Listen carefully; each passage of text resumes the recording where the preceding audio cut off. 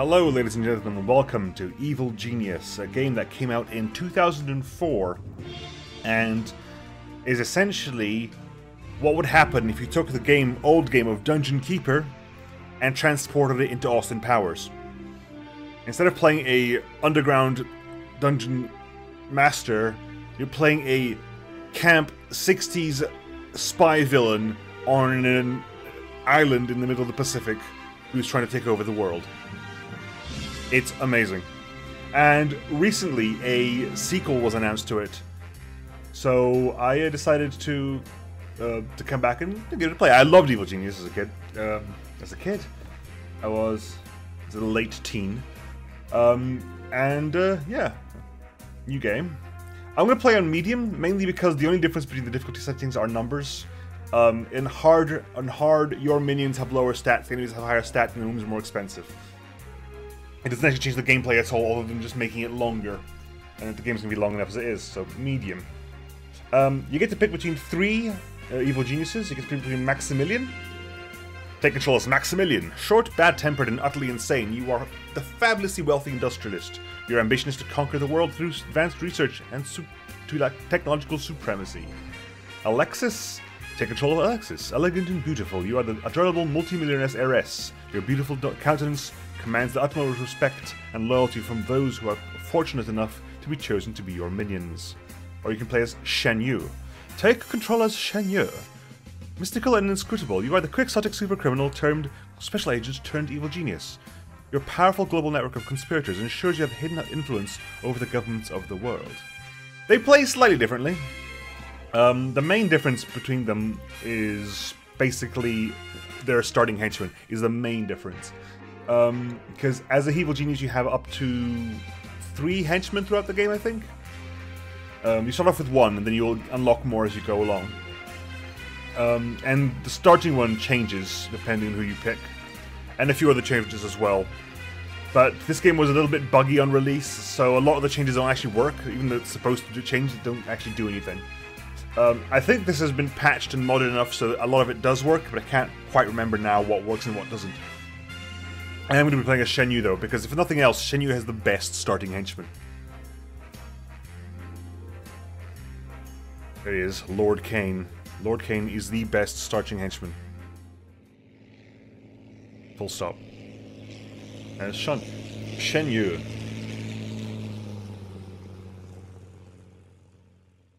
Little boat driving to his Pacific island. Can you pause? I think there's a pause button somewhere. Yep. Okay, fine. Can you pause? Yeah. Right, so it begins. Get acquainted with the island and expanding your lair. Ensure a healthy minion force by building a barracks. You need at least 1 bunk bed and 1 locker. Before you can send minions around the world to carry out acts of infamy, you need to construct a control room to help filter information. Make sure you have at least 1 control console and 1 memory bank. It seems you're under scrutiny even before you begin. Somewhere on the island are some pesky investigators. Tipped off of your arrival, eliminate them. Cool. Let us actually... Can I pause at all? Is there a pause function? Can't remember. Yeah, P. Right. So, here we are. This is our Pacific island. Here's our little dock, our little pier. There are some structures already on the island. There is the mountain in the middle of the island, out of which we will be excavating our evil underground lair. What else do we have here? We have a heliport over here, for sometimes you need helicopters rather than boats to do things. Let's see, what else do we have around here? Nothing else. The moment it's a desert island in the middle of the Pacific, I believe. And we have here, first of all, we have our external strong room. This is where our money is kept. All the money in the game is actually counted. So this is our strong room where we have our gold store. We have currently 250,000 in gold, which does not look like... 250,000 gold would be a lot smaller than that. And we also have a shelf full of briefcases of money, which is basically how money is transported to and from our stores. We have Shen Yu. Shen Yu, if you see his circle around him, has an influence circle. Now, another of the changes between all the 3 different evil masterminds is the size of the circle. Shen Yu's circle is the smallest, but is the strongest. Maximilian is in the middle, and Alexis' circle is huge, but has the least effect. What effect is that, you might ask? Right, these are our minions. These are our basic workers. I'm going to pick Andy Dang, Gordon Ruiz. There you go, Gordon. Workers are the basic building blocks. They are our minions. They're the basic minion. They're the ones who basically wander around and build things. Now, every minion, including henchmen, have 5 stats. They have the health stat, which is when it reaches 0, they die. They have the loyalty stat. When it reaches 0, they will leave. They have the smarts stat, which affects how easy it is to trick them. They have the attention stat, which means how much they're paying attention to the world around them, and the endurance stat is before they pass out. And basically, all your minions need to maintain these in one way or another. And just quickly to go back to this, the circle around a evil genius increases loyalty and attention. So Shen Yu, because he's like so secretive, only increases loyalty and attention in a small area around him. Because he's so evil, the loyalty and attention increases are a lot bigger than, for example, Alexis, who has a much, much larger radius but doesn't affect it as much. That is one of the changes that we have from Evil Genius to Evil Genius. The other one is our starting henchman. I believe Maximilian starts with Jubei, who is a samurai, a disgraced samurai. Alexis starts with Eli Barracuda, who is basically a afro-wielding, gun-toting gangster. Sorry, I'm not sure. Sorry, Alexa, I wasn't talking to you. Sorry, that's my Alexa. And Shen Yu starts with Lord Cain. Lord Cain is... Here we go, Lord Cain. I don't know about Lord Cain. Lord Cain, again, has his own stats. They have their own abilities. They gain experience. They have stats a lot higher. 80 health, 100 loyalty, 60 smarts, 69 agility because time is passing. Instead of immediately dying, henchmen have lives. When they die, they lose a life. Then they go away and come back, and then they can eventually be killed completely. They can die off. But they're like Jaws and Odd Job. And the several of them are basically takes on classic heroes. Classic heroes, classic villains. If you go into that's the menu. If you go into the, here we go. Henchman. Lord Cain. Lord Cain is an almost mythic figure in the criminal underworld. Many urban legends hold Lord Cain responsible for pretty much every major crime or disaster of the century, from the assassination of Archduke Franz Ferdinand to the Hindenburg. Unless most urban legends, they're actually true in this case, although Lord Cain is of course meticulous in ensuring that others could never link him to his deeds. He insists to this day that his biggest crime was simply the result of a deaf lackey who misheard his order of a bit of light panic, I think, as the ship Titanic sink her. With the European aristocracy wrapped around his little finger and the unwashed masses quaking in fear at his very name, Lord Cain is both a master manipulator and a deadly combatant. That is true. He's very good at hand-to-hand combat, and he's also very good at doing the tactical side, which is part of the reason of escaping into the it's not WSCD. It is WSCD. I think I changed it to be WSCD. It definitely wasn't when I first started. Anyway, unpause, shall we? There we go. Click to learn about the Minion Pain. Right. These are our henchmen. We have 3 henchmen and we have 3 minions. These are the Minion Pain. We have here 3 workers to start with. We can have a total capacity of 5. There are 3 branches where minions can diversify and train. They can go into military, they can go into science, and they can go into sort of service and like taking care of people. So they can go into like being a guard, they can be a technician, or they can be a valet to start with, and then that goes on and on and on. First things first, we need to start building our base. Building our base, first of all. Use these buttons to quickly select the evil genius and cycle. There's an entire activity tutorials here. I won't. That's Maximilian. You can see Maximilian's circle is bigger than Shen Yu's. There.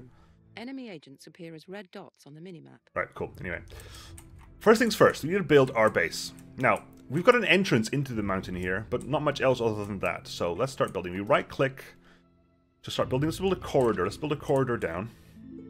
Let's build a corridor down here. Everything needs to be, all the corridors need to be at least 2 tiles wide. Everything needs to be at least 2 tiles wide. Then we're going to go, okay, build a corridor, please. When you build a room construction, you get the you get a blueprint, which is immediately paused. And you can fill out the blueprint. We want a door at least, I think. Let's put a door there. Then once that's done, we'll click go. And then what's going to happen here is at some point real soon, our first minions will go, excuse me, we need to... There we go. There he is. There he goes. There he goes. See, we need to... That cost us money. And we need to buy tools to make the rooms. So he's going to go into the storeroom. He's going to pick up a case full of money. A mysteriously mystical maniacal man. Come over here, buddy. You only have direct control of the evil genius and the henchman. Now, see, circles on the floor, that shows you what stat it's affecting. So, between blue and pink, even though it doesn't really look pink right now, that's loyalty and attention. So, right. While we're working there, we're also sort of considering making some more. We need to make a big corridor along here. Big corridor, all along there. Then also put another door there. We don't want to get too bogged down in this sort of stuff. Here you go. Put that there. Can you not put that there? Really? Why can't I put that there? There we go. There we go. So this is our initial corridor there. Need a barracks. Let's build a barracks. Build a barracks at the front. Again, everything needs to be at least 2 wide. We'll put a barracks there. Put a door there. Put a bunk bed. The bunk beds need to be accessible on both sides, so we're going to put a bunk bed. I'm trying to remember. It's right click to rotate. So bunk beds there. And then look. Bunk beds are used to restore endurance. Workers will sleep in bunk beds at night. And lockers are what increase your maximum amount of... Lockers are very useful as they increase the minion capacity of your base. The basic capacity value is determined by your notoriety, but this number is boosted by each locker your base has. There you go. So lockers increase the number of minions you can have. So we're going to put down 1. Click shift. Clicking lets you place multiple. There we go. That'll go away for now, thank you. You can actually be moved to... there you go, put that there. Good. I'm also going to put a couple more. No, it doesn't. Shush. Right, let's undo these. We have... Yes, thank you. Right, okay, so we're blasting forward that corridor over there. That's been blasted open. See, how else have we got over here? Haha. Here we have our first group of investigators. I haven't got the map screen to explain right now, but these are... Hang on, if you can pause. A feeble investigator. They are a feeble... Looks to me like a hammer investigator. No, a smash investigator. See, they've got exactly the same stats that our soldiers have. They've got strength, health, it's loyalty, etc., etc., etc. And usually dealing with an investigator involves reducing one of those to 0. Okay, so see, like they go ahead, they go over there, they go to the docks, they send the money, they come back with boxes of explosives with which to carve out the holes in the mountain. Places the explosive down, slides it into the room, goes away for a bit. Bigger rooms require more and more explosives, so see, more explosives are coming in. He's going to go wander away for a bit. Second one. Okay, he's building the door. Are we ready to blow things up? Yeah, he's going to blow it up. He's pulled out the remote control. Boom. There we go. We have some very precise explosives. Some incredibly precise explosives. Right, here we have a capacity of 5. We've only got 3, so we're going to raise that to 5 at the moment. You recruit for free every 60 seconds, but the more money you push in, you can spend money to get faster minion increase.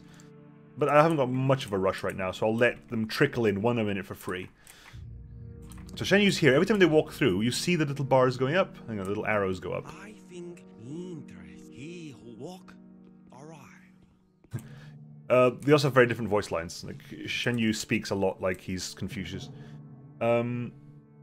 The little ones that are have the lit up are the ones that they're currently tasked with being fulfilled. Lord Kane. Lord Kane likes to go up for a smoke every once in a while, which is nice. You get like the minions will talk to each other and have little conversations. Here you go, hang on, let's see it happen. We can see it happen here. You see, pink arrow up means his smarts was increased by this, by walking past Shan Yu. I think here. Right, so the door there. We have got our fourth guy has arrived. Everyone's getting a bit confused because the door is just installed. Come on, the door's just been done. Come on. There you go. Once the door is placed, everyone takes a bit of a moment to go, ah, wait, a door. Right, they drop the things on the floor and boom. Best IKEA furniture ever. And that's going to increase our capacity a little bit more.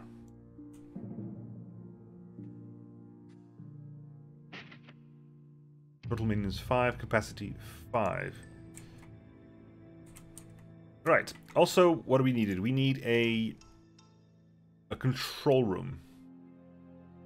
Let's start thinking about control room, because control room is the other room we have access to here, which is a strong room, which is the money room, which we should move indoors as soon as possible, because having a strong room externally just doesn't work. You know, it's just not very secure. So we'll move the storeroom inside. We'll put a briefcase rack at the back and a door here.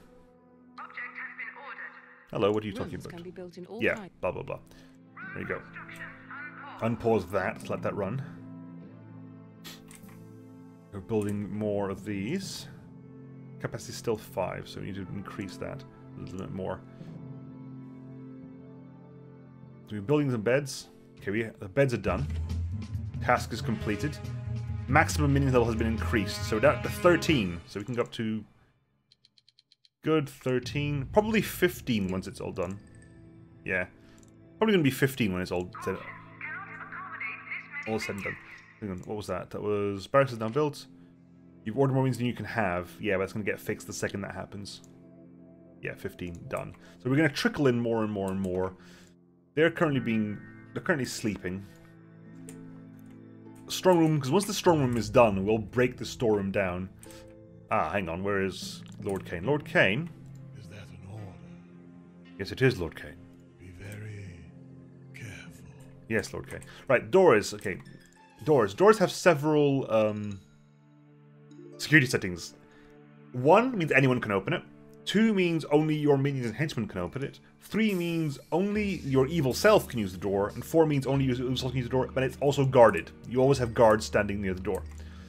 These guys aren't really doing much right now, but these are here to teach you how to deal with enemies, but we'll get to that eventually before the end of the day, I'm sure. Control room.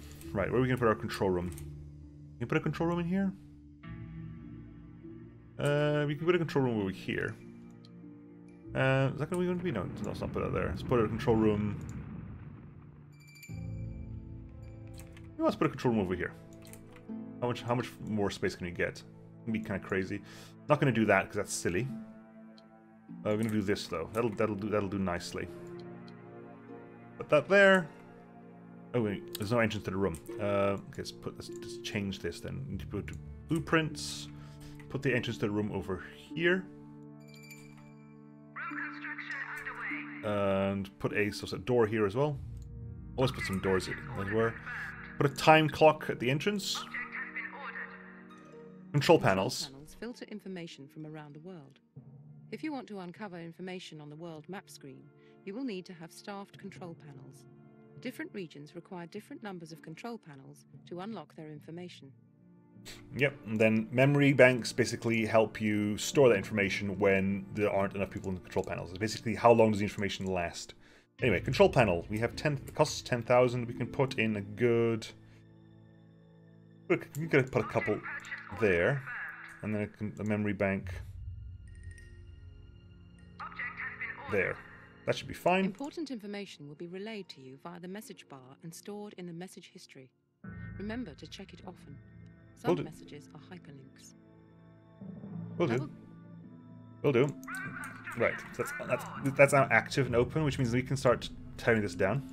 Actually, not yet. We need to wait until we've at least grabbed that. If they're inside already, these guys are already inside, so we need to start dealing with them, right? We will deal with them shortly. Because they're just wandering around. That's not good, right? That's not good for them. Essentially, we have policemen wandering around. We're not actually doing anything illegal at the moment, thankfully. It's important to keep an eye on what's illegal and what's not, and thankfully at the moment nothing really here is illegal, so we're not in too much trouble at the moment. Besides, this is tutorial mode, so it doesn't really matter. Hang on, has that been built? Come on, doorway and where? Okay, that'll be the briefcase rack. So we can, the second that's done, we can take that down. See, it doesn't actually let us remove the room until we have a briefcase rack, because you must have at least one briefcase rack, otherwise you're in trouble. They get trapped in because they can't navigate, they can't go through the doors, so they get in when other doors are opened. That it? Yeah, we can tear that down. We'll demolish that strong room so we can get all our gold inside. Right, let's deal with these guys now. Now, the way you deal with enemies is by, and we need to remove objects out of it, don't we? You can remove that as well. Before I should have moved that. That's my bad. But then I have to buy a new one. Yeah, the way you deal with bad guys is by tags. You tag them. Tag them is ignore the character, kill the character, capture the character, or weaken the character. Frankly, these guys have been doing too much for too long, so we're gonna. These are all gonna be tasked to termination. There's one missing there, isn't it? Yeah. Right, now we've killed people now. Kane. Lord Kane, can you give a hand, please? Thank you.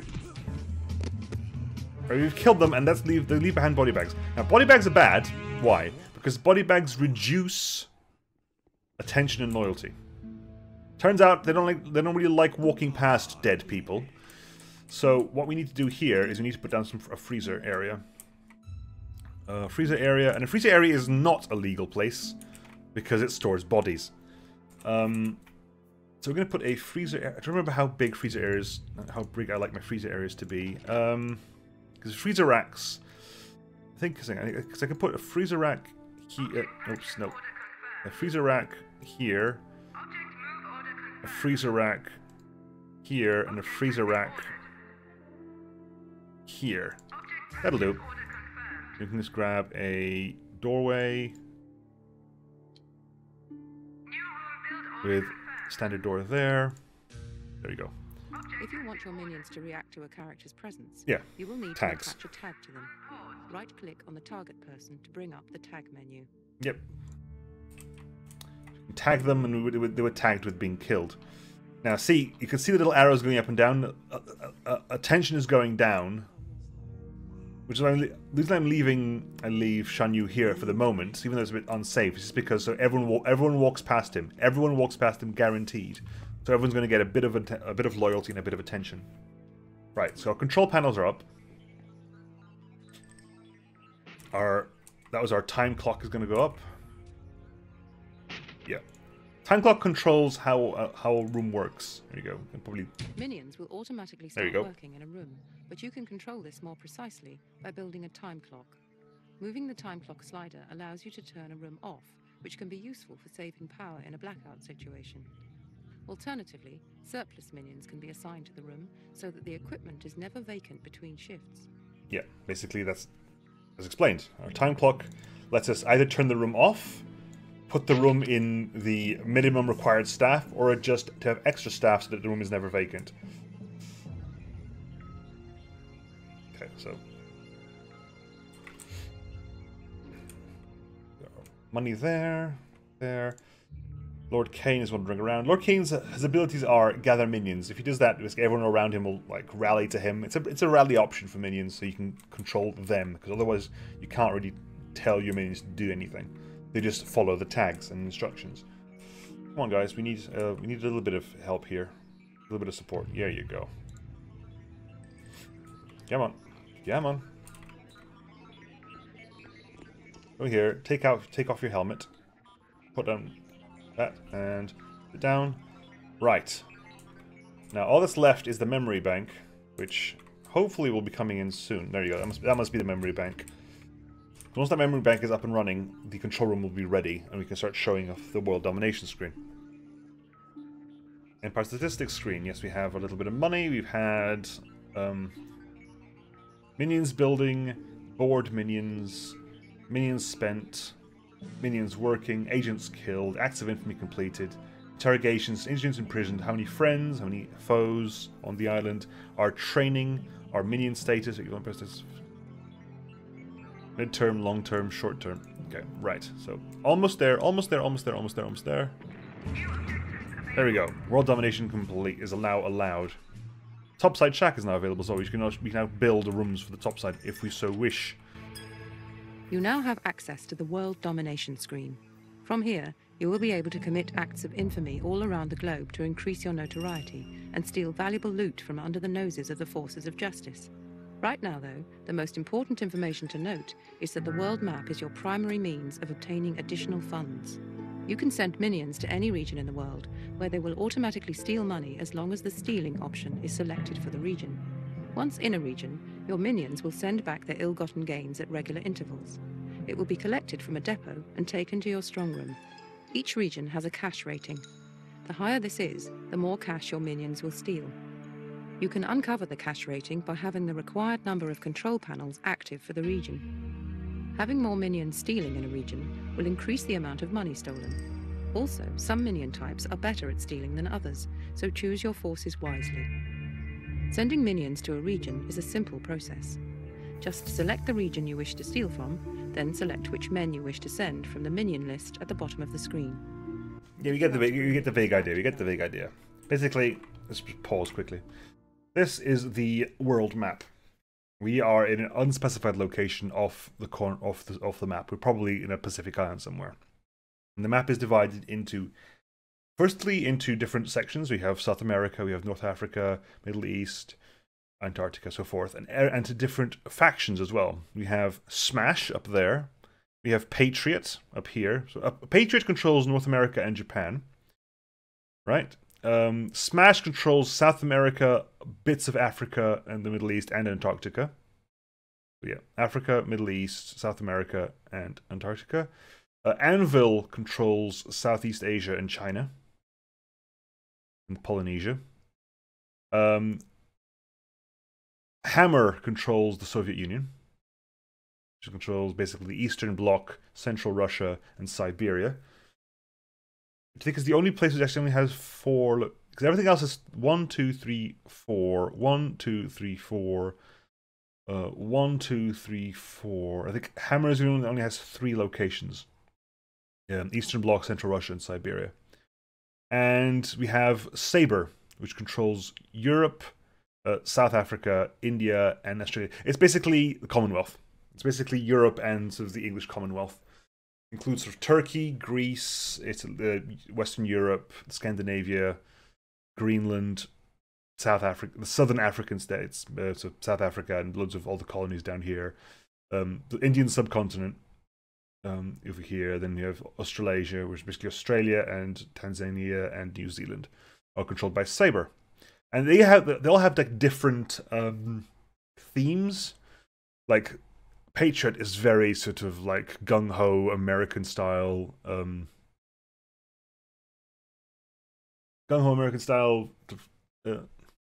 aggressive CIA, and then sort of Anvil is very KGB. Sort of Hammer is very KGB. Anvil is very sort of Chinese Special Services. Smash is very weird because Smash doesn't really have a unifying theme. Smash tends to be a lot of focusing on probably on a lot of South America focusing actually. But tends to be focuses on sort of tropicals and sort of like fighting in the heat. Again, Antarctica, completely random. Saber is very sort of MI6 focused, or very sort of posh spies and so forth. It's very, very nice. Every faction has a surprising amount of personality to them. But yes, this is where you get money. You get money by stealing from countries. You get money by sending people out into the area to basically get money for you. And you can send your minions and your henchmen out.